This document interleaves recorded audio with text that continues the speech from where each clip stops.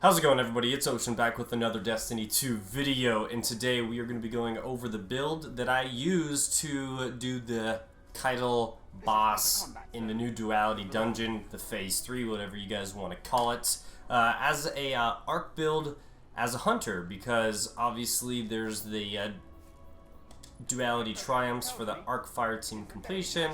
You guys can see that I did complete it. I just did it. It was not easy. I'm gonna tell you that, guys, right now. It was not easy to beat this. So I had to use pretty much everything in this build to make it work. First things first, Assassin's Cowl is almost necessary because you get to go invisible when you do the finishing moves, which I use all the time. It helps me out, plus it heals me. Because on the arc build, you just don't have any healing, and so going invisible and healing off of one single helmet is just massive. Other than that, I use the Arbalest and the linear fusion rifle. These are going to be actually my main damage weapons in the boss phase. I'm able to do almost 25% damage by myself on an arc build, which is pretty good. I don't have any solar radiance or anything like that, or it's just on an arc build, you're pretty much using your weapons only for damage. So the Storm Chaser does a lot of damage, almost like 90k per crit if you do all three landing it, and I was doing about 51k with the linear fusion rifle. But this is more so to kill the Bell Keepers quickly. As long as you hit them in the crit spot, they die on one shot, and this is good because you can do it from a distance.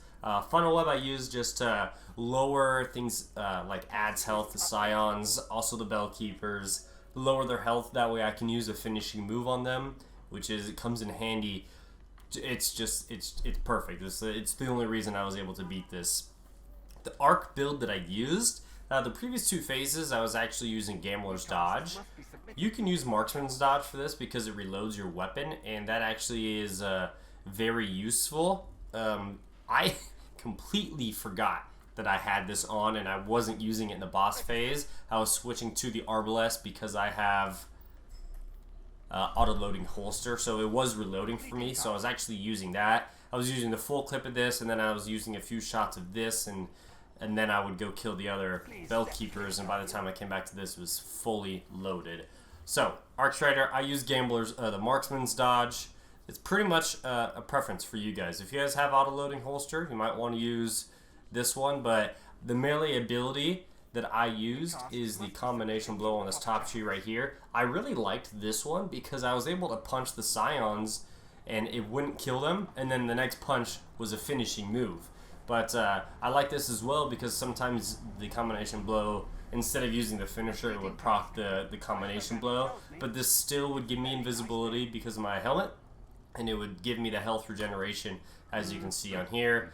And then melee kills recharge your dodge ability. That's nice. And then lethal current and deadly reach are not too important for this build. One of the best things also for this is the flux grenade. When you throw it, it's straight and it goes fast, and when it sticks onto the Bell Keeper, it is a one shot, and sometimes you can actually kill both of them. It does like 55,000 damage in this one grenade, so sticking them, you can actually kill both of them sometimes. Other than that, on my cloak, I'm using Distribution, Perpetuation, Shield Break Charge. I'm using Better Already and Insulation, as well as Font of Might on my boots. I have the double Solar and Void Resistance. I think it's like Armor of the Dying Star. Armor of the Dying Star. That gives me about 40% damage reduction for Void and Solar. Huge. And then for my gauntlets, I'm using a double Focusing Strike with Taking Charge, and then double hands on for the Assassin's Cowl. If I had this all the way up, I would have another, I would probably use, I don't know, maybe elemental armaments. I'm not really making much wells, so just dealer's choice on this one. The main two is hands on because you get your super back. The super, I don't use it too often. It's mainly for a last second ditch if I need to kill some Bell Keepers and get back to the Bell. You can swing your staff to hit the Bell and damage it to get taken to the next area. I really don't use the super that often. It's just not that useful in this one. It's a last minute ditch effort. That's about it. Alright guys, I hope this little build here helps you out, and I hope you enjoy watching the actual gameplay. Again, this was not easy. I'll talk over the gameplay a little bit as well about what I'm doing specifically. So let's get into...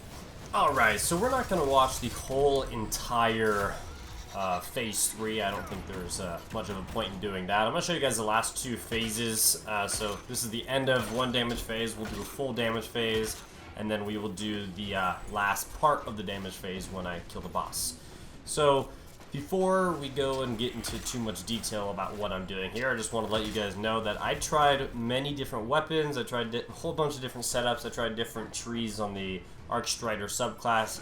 I always ended back up with the linear fusion rifle, the storm tracer, the arbalist, storm chaser, and the funnel web. So as you can see with that one shot right there, the arbalist is a one shot. If you hit the bell keepers on like the packs in the back, that's their crit spot. Their head is not their crit spot. So using the arbalist for that, it's going to take these guys out really quickly. I'm using my funnel web or my melee ability to put these things back into, into like the finishing mode. So when you're killing this standard bear right here, bring him down to about 15% health, and then you should be able to do a finishing move on him. And then I quickly kill 2 of the bell keepers here, and we're not going to be invis for running over unless you guys want to try and put a dog into a finishing move. I just go ahead and risk it and go to the next standard bearer. Try your best to not kill them with the funnel web, because then you're going to be at low health from running over and from the colossal guys on each end doing damage to you. So try to always make sure you're getting the finishing move on the standard bearers. Right here you can see I threw the nade at that guy. I missed it, and so this is when I like to use my super. If I'm kind of failing and running low on time, I've got about 8 seconds to get back here. So the super, you're moving pretty quick in it. You're able to kill the bell keepers pretty quick, and you can damage the bell. So that's what I mean by using the Arcstrider with the super as kind of like a last second ditch effort. So that whole wave for me wasn't the cleanest, but I was still able to get through it. So before I say the next thing, if you guys don't necessarily know how to beat this phase, you might want to go watch a guide. Obviously, on each side, you might be able to pick up what I'm doing in this the entire time. You can see how there's the sun thing up right here, the sun standard, and then there's going to be 2 at each times at these 4 corners, and then the platforms on the top, outsider has the same symbol, so you have to kill the standard bearers with that same symbol, but you kind of have to remember where it is, because once you go into the nightmare realm, it doesn't exactly tell you. Okay, so now that we've done the first phase, you just do rinse and repeat. Just kill the 2 bell keepers next to whatever bell you guys feel comfortable doing. You'll see me a couple times actually shoot the bells from deep with my arbalest. I'd like to do that because it just gives me a little bit extra time in the nightmare realm. I kind of want to use, I want every second that I can get here, because sometimes it does cut pretty close because you have to be so accurate with your arbalest shots. If you miss like a shot, they jump around, and then it just makes it more difficult. So hitting those 2 opening shots outside of when you are invisible is going to be big on just making this easier and smooth on you guys. When you're doing the finishing move on those standard bears up there, I promise you, you're not going to fall off. Just always hold back onto the platform. It looks like your guy's going to be falling off, but I didn't fall off once from doing the finishing move. I kind of just used my cursor, or if you guys are on key mouse and keyboard, just act like you're walking back while you're doing the finishing move. I never had an issue. Even if you didn't do that, I don't think your guy's going to fall off. It kind of puts you back right where you were. So now that we have got all of our standards, we just got to put these last 2 in, and then we are going to be going into the damage phase. For me, the damage phase was obviously, for most people as well, was probably the more difficult of this part. I could usually get through the Nightmare Realm, and I can usually get all the essence, the standards, I mean, pretty smoothly. There was a few times where I died, but most of the time it was the damage phase that kind of messed me up. So once you put the 4th standard in, the bells, or the chains are going to come down, so I like to just shoot it with my arbalest real quick, and then I use a finishing move to go invisible, reload my weapons, and then I come here and stand in the middle. I try to kill the first two really quickly, and then depending on which way he's going, obviously you need to go kill those guys as quick as you can. I use my nade right here to get that guy. Once you kill these two, I like to unload one clip of my Storm Chaser. And then from here, I know you could probably do some more damage, but I like to go just prep the last bell and kill these last two guys. That way I don't have to worry about it so much. I only killed one right there because I couldn't see the other one. Typically, you might be able to see both of them. So if you don't, you just gotta kill them quickly. You're gonna have the Scions, also the standard bearer platforms. You're gonna have those guys shooting at you the whole entire time. We are playing this for survival, so if these guys are injuring you and messing you guys up, just take them out. Don't risk it, because they can hit pretty hard. So there's no need to risk it in this phase. You're going to be doing the damage phase about 4 or 5 times, unless you guys have, you know, stronger weapons or, you know, come up with a different idea, obviously. But you're going to be doing the damage phase about 4 or 5 times. So if you can do 20% damage, that's huge, and you can almost do 20% damage every time, even with making sure that the Scions aren't shooting you. So that's pretty much the whole phase, and then you just have to rinse and repeat that. Again, we're playing this for survivability if you're playing this solo, so if the Scions are shooting you, just back off, don't damage the boss, stay alive. I like to just walk back and forth as my strafe, because they're usually going to be on your side, so walking back and forth is going to dodge most of their shots anyway. But I'll let you guys watch the rest of this video without me talking, because you guys have heard me talking a lot already. I really do hope this video helped you guys out. Again, I tried many different ways to beat this, and I kept going back to the arbalest just because you can get the one shot from deep, and then the Storm Chaser is just one of the best damaging weapons in the game.